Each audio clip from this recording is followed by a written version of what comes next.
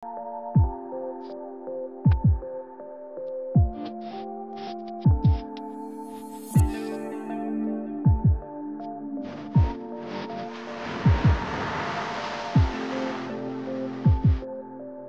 আলাইকুম। আমার সবজি বাগানের আপডেট দেখাই। গাছগুলো আলহামদুলিল্লাহ আমি মোটামুটি প্লেস করেছি। করলা গাছ, চিতা করলা, বিটার মেলন একটু বড় হয়েছে, আকশি বের হয়েছে এবং এগুলো নেটে উঠে যাবে। এখান দিয়ে নেটে উঠে মাচায় চলে আসবে, উপরে যে মাচা সেই মাচায় চলে আসবে। আসেন আমার বাগানের কি অবস্থা সেটা দেখাই। তো এই বাগানটা একটু এক্সপ্লেইন করি আপনাদের যারা বাগানের ব্যাপারে ইন্টারেস্টেড আর কি, খুব বেশি তাদের কাজে লাগবে আশা করি। দেখেন আমি এখানে কীভাবে প্ল্যানটা করছি, আপনাদের হয়তো এটা কাজে লাগতে পারে। আপনারা যদি পছন্দ করেন অবশ্যই ফলো করবেন। এই যে দেখেন আমি এখানে এই যে এই লাইনে 6টা বেগুন গাছ লাগিয়েছি, এই লাইনে 6টা বেগুন গাছ লাগিয়েছি। একটার থেকে একটা ডিস্টেন্স হলো প্রায় 1.5 ফিট পরিমাণ ডিস্টেন্স আছে প্রত্যেকটা বেগুন গাছ, ভার্টিক্যালি হরিজেন্টালি 1.5 ফিট পরিমাণ। যে আপনি যদি দেখেন এদিকেও আমার 1.5 ফিট হবে, এদিকেও 1.5 ফিট হবে, এরকম ডিস্টেন্স আমি রাখছি। তো এরপরে এই যে বেগুন গাছটা আমি লাগাইছি এখানে এটা কিন্তু আগের মাটি, পুরানো মাটি। এই মাটিটা আমি ডিগ করছি, 6 ইঞ্চি পরিমাণ ডিগ করছি, 4 ইঞ্চি ব্যাস আর কি, মানে ডায়ামিটারটা হচ্ছে 4 ইঞ্চ এবং 6 ইঞ্চি ডিগ করছি, ডিপ হাইট করে মাটিটা উঠাইছি, উঠাই এখানে জড়ো করছি এইভাবে। ওইখানে আমি নতুন কেনামাটি দিছি, এই বছরের কেনামাটি দিয়ে তারপরে বেগুনের চারাটা লাগাইছি। আর এই যে মাটিগুলো এখানে দিয়ে রাখছি, যে উঁচা হয়ে গেছে একটু, এদিকের মাটি জড়ো করে এখানে একটা উঁচা হয়ে গেছে। তো এই মাটিগুলো কি করব আমি, এই বেগুন গাছগুলো উইদিন 4 উইকস এগুলি এত বড় হয়ে যাবে ইনশাল্লাহ। তখন এটার গোড়ায় মাটিগুলো দিব। এটার হাফ মাটি এই পাশে চলে আসবে, আর হাফ মাটি এই পাশে চলে যাবে। বেগুনের গাছের গোড়াগুলো উঁচা হবে আর মাঝখানে ড্রেনটা থাকবে। এই ড্রেনের মধ্যে আমি আপনার পানি, সার এগুলি দিব, বেগুন গাছের গোড়ায় দিব না এক্স্যাক্টলি। আর এই যে মাটিগুলো এখানে জড়ো করে রাখছি, এটা 4 উইকস লাগবে এটা বড় হইতে। এই 4 উইকস এই মাটিটা আমি ইউজ করলাম। দেখেন কীভাবে ইউজ করছি। এখানে আমি মূলার শাক লাগাইছি, কারণ মূলার শাকটা খুব কুইকলি হারভেস্ট করা যায়। আপনার উইদিন 27 to 30 ডেজ, আপনি মানে 27 দিন থেকে 30 দিনের মধ্যে আপনি মূলার শাক উঠেই ফেলতে পারবেন। তো আমার এই মাটিগুলো এখানে পড়ে থাকবে ঠিক 30 দিন, মানে 4 সপ্তাহ। তো এই 4 সপ্তাহে আমি একটা ব্যাচ মূলার শাক লাগাইছি। দেখেন এগুলো আমি উঠাই ফেলবো, উঠাই এই মাটিগুলোকে আমি গাছের গোড়ায় নিয়ে আসবো। এখান থেকে হাফ এদিকে আসবে, হাফ এদিকে আসবে। তো আপনারাও এই টেকনিকটা অ্যাপ্লাই করতে পারেন। একই ব্যাডের মধ্যে আপনি 2টা প্রোডাক্ট করলেন। আমি মূলার শাকটা, কারণ বেগুন গাছ বড় হলে আর এখানে মূলার শাক করা যাবে না। তো ছোটো অবস্থায় বেগুন গাছ যখন 4 সপ্তাহ হবে বয়স, ততদিন আমি মূলার শাকগুলো উঠিয়ে ফেলবো ইনশাল্লাহ। আর আমার এই পাশে আমি বরাবরের মতো এই পাশটাতে ঢেঁড়স গাছ লাগাই। এখন বলতে পারেন এই পাশে কেন? এই পাশে হলো কারণ আমার সানটা এদিক থেকে আসে, সূর্যের আলোটা এই পাশ থেকে আসে। তো ঢেঁড়স গাছগুলো একটু লম্বা বেশি হয়, এটা প্রায় 5 ফিট 6 ফিট লম্বা হয়ে যায়। তো এখানে যদি আমি ঢেঁড়স গাছ দিতাম তাহলে ওটার ছায়াটা বেগুন গাছের মধ্যে পড়তো এবং বেগুন গাছ সাফিসিয়েন্ট সানলাইট পাইতো না। তো এই কারণে আমি ঢেঁড়স গাছটা একদম এজে, যে বেডের একদম এজ শেষ মাথায় লাগাইছি। এই কারণে যে এই পাশে আমার আর কোনো গাছ নাই। দেখেন এদিকে আমার ফেন্স, আর এখানে ওয়াকিংয়ের জন্য আমি জাস্ট উইড প্রোটেক্টর লাগাই দিছি, যাতে হাঁটতে সুবিধা হয়, কাদামাটি পায়ে না লাগে, ঘাস টাস উঠবে না এবং কাদামাটি পায়ে লাগবে না। তো এটা হলো আমার প্ল্যান। যদি আপনাদের ভালো লাগে আপনারাও এটা করবেন। সেকেন্ড থিং হলো এই পাশে আমি বরাবরের মতো আপনার এই কিউকাম্বার লাগাই। এই কিউকাম্বারগুলো এখানে এই যে নেট লাগানো আছে, এই নেটেই ওরা বাইবে আর কি, এর বেশি বাইতে দিই না আমি আর কি, এর মধ্যে যতটুকু বায় এবং এখানেই সাফিসিয়েন্ট ধরে আর কি, প্রচুর পরিমাণে ধরে, যেটা আমাদের জন্য সাফিসিয়েন্ট হয়।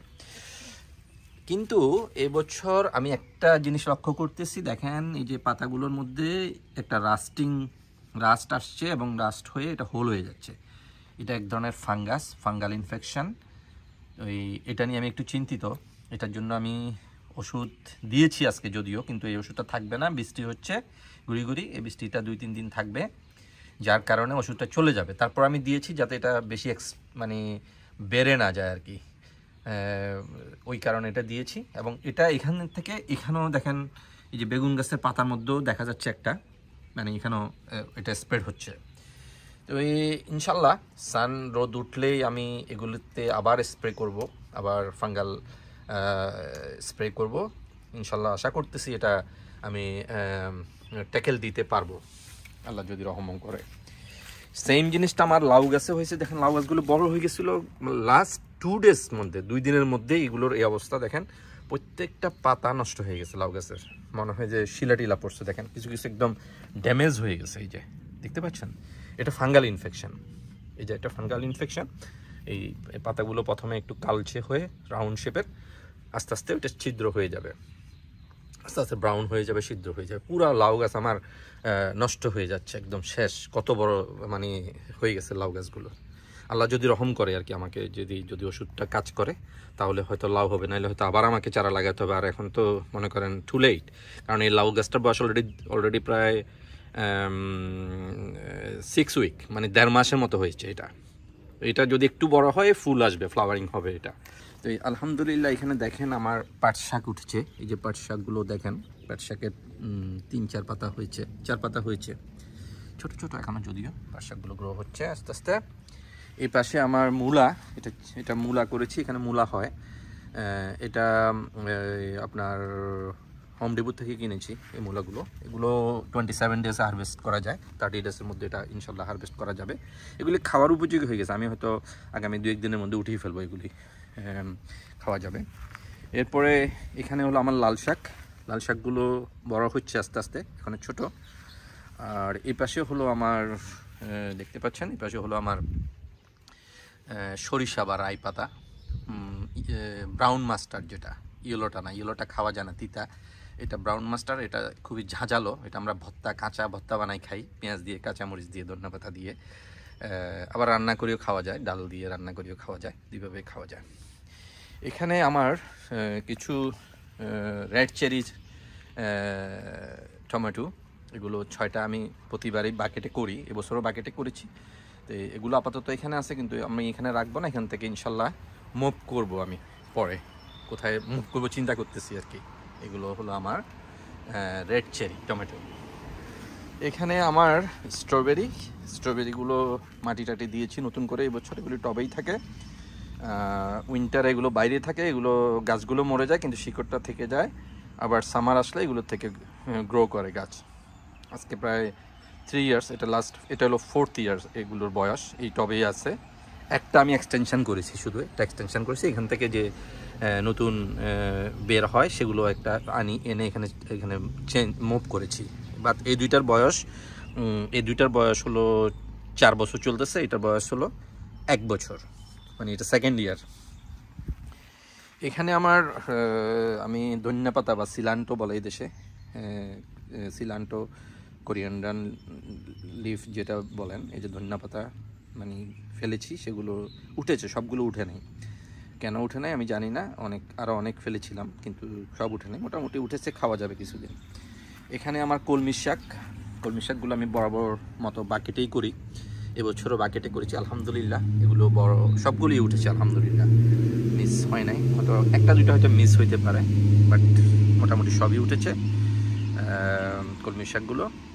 এগুলো বড় হচ্ছে ইনশাল্লাহ, এগুলি আগামী 2 উইকস, 2 সপ্তাহের মধ্যে এগুলো খাওয়া যাবে, হারভেস্ট করা যাবে। আর এখানে আরেকটা বেড আছে আমার, এই বেডটা আমি আসলে রেডি করতে পারি নাই, এখন আমার সময় পাচ্ছি না, আসলে বাগানের পিছনে সময় দেওয়া খুবই বিজি যাচ্ছে, ব্যস্ততা যাচ্ছে। এটা ইনশাল্লাহ রেডি করব। এখানে আমি লাল শাক করব হাফের মধ্যে, আর হাফের মধ্যে অন্য কোনো কিছু করব চিন্তা করতেছি। এখানে আমার একটা নেপালি এক ভাই আছে, আমার মেরিল্যান্ডে গেছিলাম, ওই ভাই আমাকে দিয়েছেন, এগুলো নেপাল থেকে এনেছে উনি। শশা বলছে, আমাদের দেশের যে বড় শশা হয় সেই জাতীয়। তো আমি অন টেস্টে এনেছি, দেখা যাক যদি ভালো হয় হয়তো এটার থেকে আমি বীজ করবো আর কি, নেপালি শশা। এটা আমার চালকুমড়া উঠেছিল বাসায়, কিন্তু সব নষ্ট হয়ে গেছে, একটা রয়ে গেছে, একটা বড় হয়েছে। এরপর আমি এখানে আবার বীজ লাগাইছিলাম, সেগুলো উঠতেছে চালকুমড়ার, সেগুলো উঠছে আলহামদুলিল্লাহ। এই যে 3টা উঠছে, 4টা, আরও একটা উঠতেছে এখানে। এই 6টা লাগাইছিলাম, এই যে এখানেও একটা উঠছে, সবগুলি উঠছে আলহামদুলিল্লাহ। 6-7টা লাগাইছিলাম, সবই উঠছে। এখানে আমার লাউয়ের আরেকটা মুড়া, এটার মধ্যেও এটাও ইনফেক্টেড, দেখেন এটাও ইনফেক্টেড, এটাও এই যে পাতাগুলো ওইরকম হয়ে গেছে, বাট ওইটার চেয়ে এটা বেটার আছে। দেখি আমি, আল্লাহ যদি রকম করে তাহলে হয়তো এগুলো কিন্তু একটু বড় হয়েছে। লাউ গাছ দেখেন আগা আকশি বের হয়েছে এবং নেটে উঠে যাচ্ছে ওরা। এই পাশে আমার চিচিঙ্গা ও নষ্ট হয়ে গেছে আমার বাসায় রাখতে রাখতে। আসলে সামার আসতে অনেক লেট হয়েছে এবছর, উইন্টার বাইরে খুবই ঠান্ডা ছিল, যার কারণে বাইরে আনা যায় নাই। এই 2-3টা চিচিঙ্গা বাসায় যে উঠেছে সেগুলো টিকে ছিল, সেগুলো এই যে একটু বড় হয়েছে। আর এগুলো আমি মাটিতে লাগাইছি, এগুলো এখান থেকে বীজ থেকে চারা উঠছে এবং এগুলো দ্রুত বড় হচ্ছে। এই পাশে আমার আপনার কয়েকটা বরবটি দেখেন, এই যে কয়েকটা বরবটি দেখেন, 1, 2, 3টা।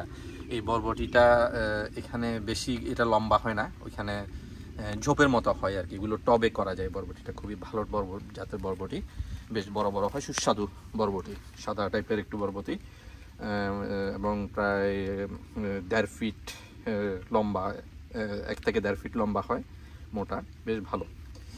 এখানে আমার কিছু পুঁইশাক, আমি পুঁইশাকগুলো এই একটা বাকেটে করছি, আপাতত রাখছি। এগুলো হয়তো পরে মুভ করবো, আপাতত এখানে রাখলাম আর কি। আর আমার মিন্টগুলো দেখতে পাচ্ছেন, মিন্ট ন্যাচারালি উঠে, এরা শিকড়গুলো, গাছগুলো মরে যায় উইন্টারে।